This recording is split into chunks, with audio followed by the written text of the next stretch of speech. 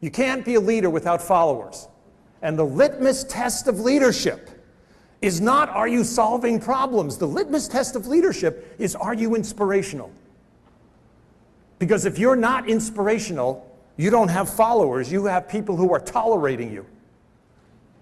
The leader's job is to inspire other people to solve problems.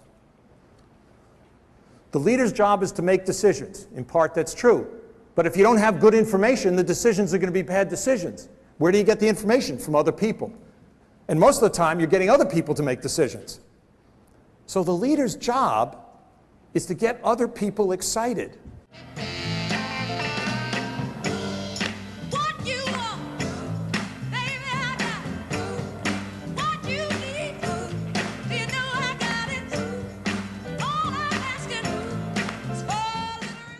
I like to start with the Queen of Soul, Aretha Franklin, because I'm from Cleveland, the home of rock and roll.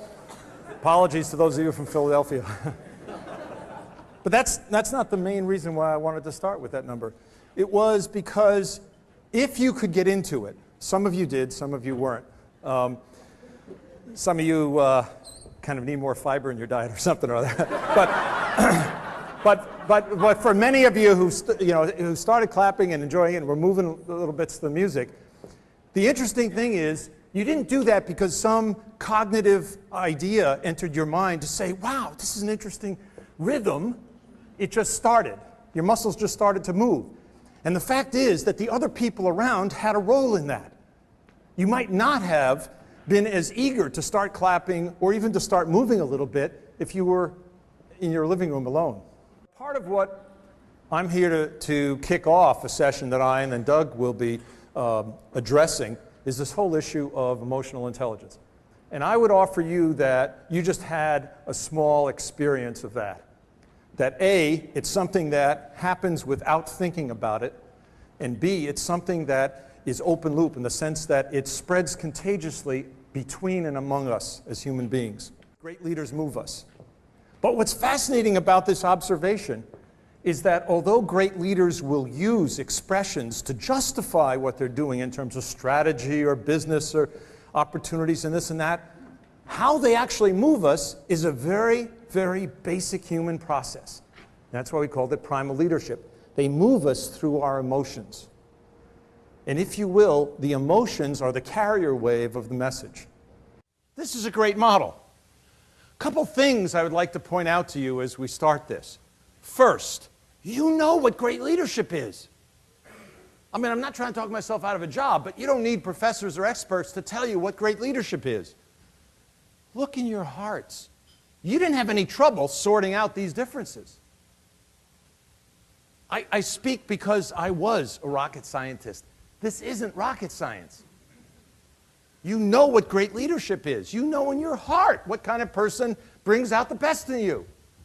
So if that's the case, then why do we settle so often?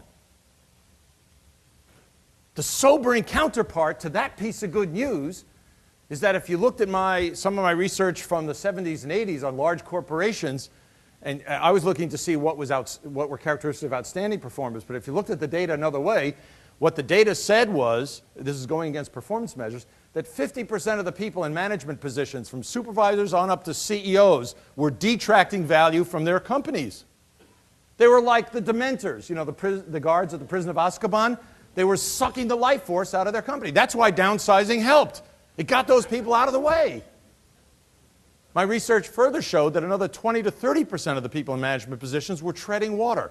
That means, and this is a sobering thought, that means that on the whole we could take 50 to 70 or 80% of the people out of management positions and the company would do better.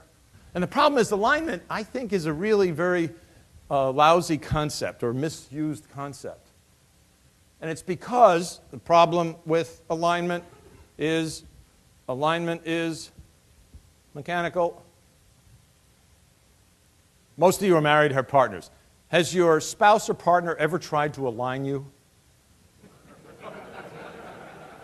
And how well did it work? No, you're not shaking your head, it didn't. You're not. You're hesitant about committing. But if in the most important relationship in our lives we don't want to be aligned, what makes you think you want to be aligned at work? I'm a human resource. Allocate my asset. No. You don't go to work and say, okay, I'm a piece of furniture, straighten me out. That's not why you go to work. You don't go to work to get utilized. Come on, you don't even go to work for the money. And you know that. You're that excited about what you're going to be doing that sleep is a distraction. Are you that excited to be with your family that you can't wait to be with them? Are you that excited about other activities you're doing or work that you can't wait to do it? Because if you are that excited, you know what? People catch it. It's contagious. And you'll start to find in your families, in your communities, and at work, people doing things you never thought before were possible.